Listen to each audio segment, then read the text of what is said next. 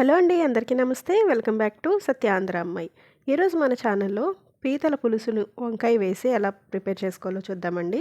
దానికోసం ముందుగా ఒక హాఫ్ కేజీ పీతలను శుభ్రం చేసుకొని ఉప్పు పసుపు వేసి శుభ్రంగా వాష్ చేసుకొని పక్కన ఉంచుకోవాలి. అలాగే ఒక మీడియం సైజు ఉల్లిపాయ 4 పచ్చిమిర్చిని చిన్న ముక్కలుగా కట్ చేసి పక్కన ఉంచుకొని ఒక 4 వంకాయలను కూడా ముక్కలుగా కట్ చేసి పక్కన ఉంచుకోవాలి. అలాగే ఒక పెద్ద నిమ్మకాయ సైజ్ అంత చింతపండుని నానబెట్టుకొని జ్యూస్ చేసి పక్కన ఉంచుకోవాలి.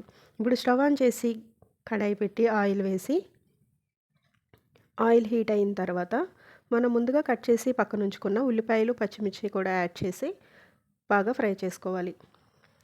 ఉల్లిపాయలు పచ్చిమిర్చి గోల్డెన్ కలర్కి టర్న్ అవుతున్నప్పుడు దీనిలోకి ఒక స్పూన్ అల్లం వెల్లుల్లి పేస్ట్ని యాడ్ చేసి ఒకసారి అంతా అల్లం వెల్లుల్లి పేస్ట్ బాగా మిక్స్ చేసుకొని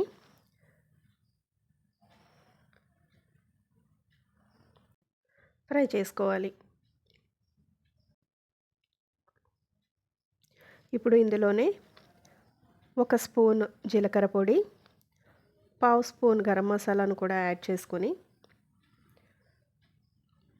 ఒకసారి అంతా మిక్స్ అయ్యేటట్టు మిక్స్ చేసుకొని మనం ముందుగా వాష్ చేసి పక్కనుంచుకున్న పీతలను కూడా యాడ్ చేసుకోవాలి.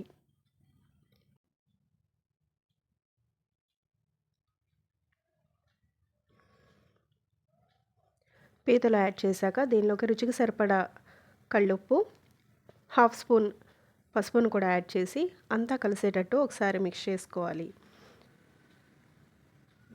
అంతా కలిసేటట్టు మిక్స్ చేసుకున్న తర్వాత మనం ముందుగా కట్ చేసిన వంకాయ ముక్కలను కూడా యాడ్ చేసుకొని కారం 1.5 స్పూన్ కారంను కూడా యాడ్ చేసుకొని ఒకసారి అంతా మిక్స్ అయ్యేటట్టు మిక్స్ చేసుకొని మూత పెట్టి ఒక 2-3 నిమిషాలు మగ్గించుకోవాలి.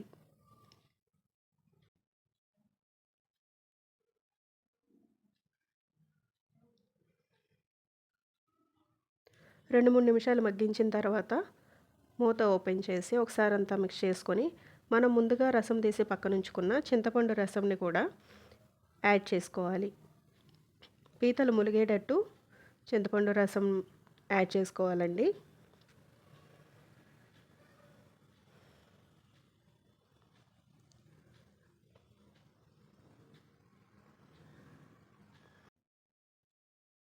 పీతలు ములిగే వరకు చింతపండు రసం యాడ్ చేసుకున్న తర్వాత గుప్పెడి కరివేపాకును కూడా యాడ్ చేసుకొని మూత పెట్టి బాగా ఉడికించాలి.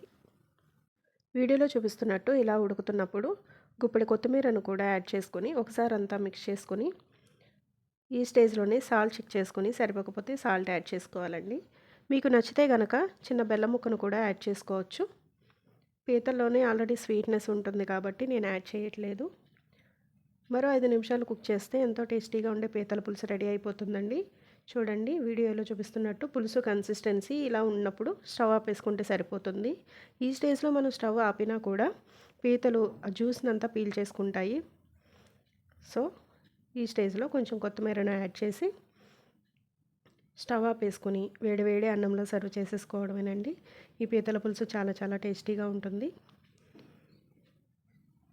వీడియో నచ్చినట్లయితే లైక్ చేయండి. మీ ఫ్రెండ్స్కి రిలేటివ్స్కి వీడియోని షేర్ చేయండి.